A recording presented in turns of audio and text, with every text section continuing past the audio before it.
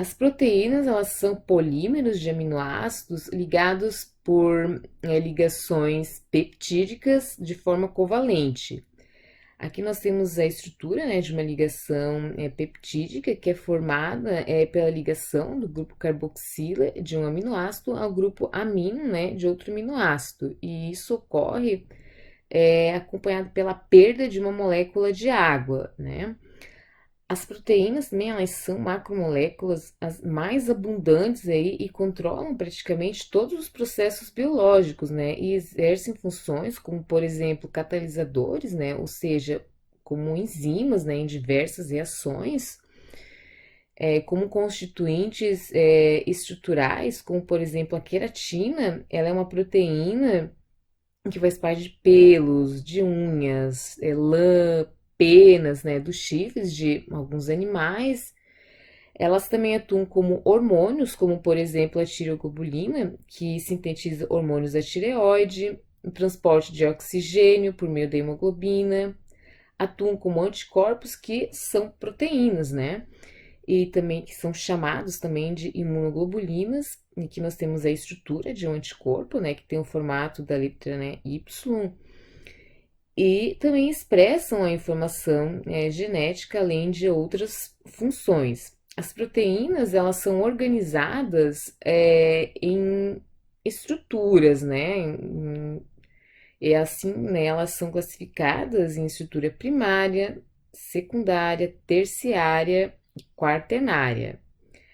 A estrutura primária, ela é a sequência linear de aminoácidos, como por exemplo, nessa estrutura aqui, nós temos a sequência de lisina, glicina e assim por diante. A sequência de aminoácidos de uma proteína, na verdade, ela determina sua estrutura tridimensional, né? E isso vai determinar as suas propriedades. Ou seja, a estrutura tridimensional correta, ela é necessária para que ocorra o correto funcionamento, né, de cada proteína. Assim, se ocorrer algum tipo de alteração na estrutura primária, né, de uma proteína, isso vai alterar a sua função. E um exemplo disso, para que a gente possa entender, é a hemoglobina associada com a anemia falciforme. O que acontece? Nessa doença, as hemácias elas não são capazes de ligar o oxigênio de modo tão eficiente.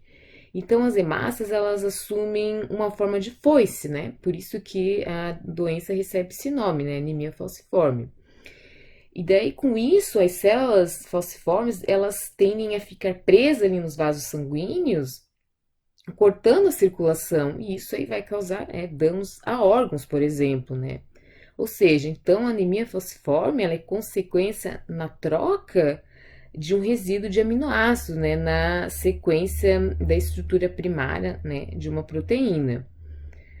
A estrutura secundária, ela é a inorganização ali das cadeias polipeptídicas, né, que são mantidas por pontos de hidrogênio. Os dois principais tipos de estrutura secundária são a alfa-hélice e a folha beta-pregueada. A alfa-hélice, ela é uma estrutura, né, helicoidal, né, e ela lembra mesmo uma hélice. E essa estrutura ela é estabilizada por pontos de hidrogênio, né, formados ali de modo interno. Já na folha beta-pregueada, as pontas de hidrogênio que ocorrem entre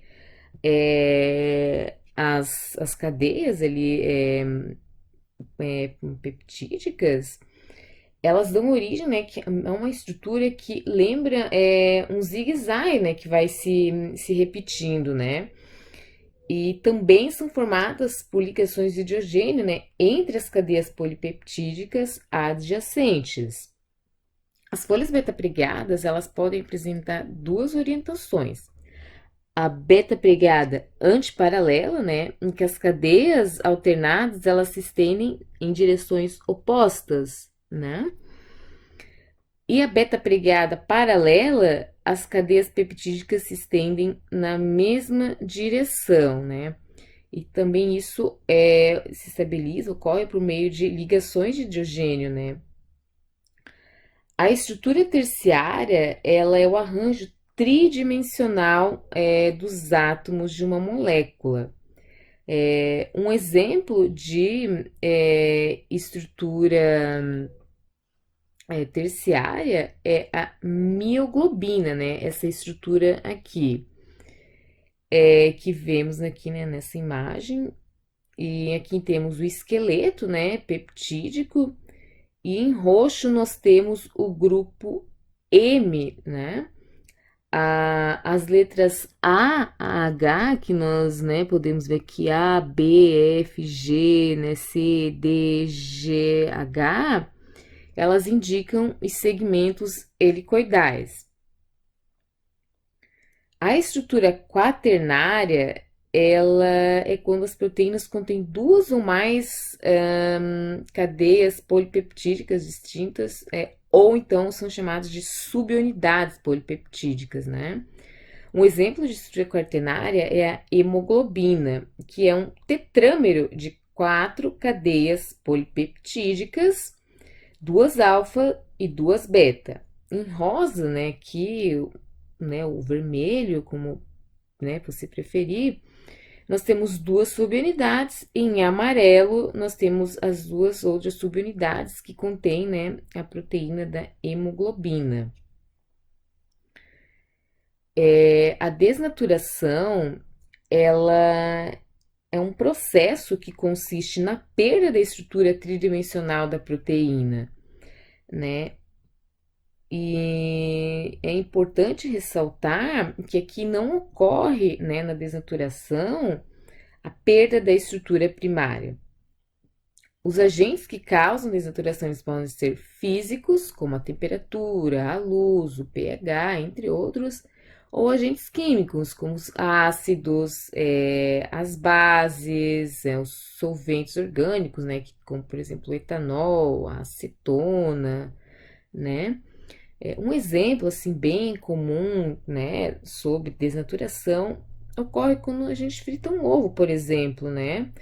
Você, quando frita um ovo, você pode perceber que ele vai mudando, a textura dele, né? A própria cor dele vai ficando um pouco diferente, né? E isso ocorre por conta, né, do aumento da temperatura, né? O que o aumento da temperatura ele faz, né? Ele promove meio que vibrações, digamos assim, né, dentro, né, de uma molécula. Então, a energia que ocorre por conta dessas vibrações, digamos assim, ele pode desfazer, né, uma estrutura, né, de uma proteína, no caso, uma estrutura, né, terciária.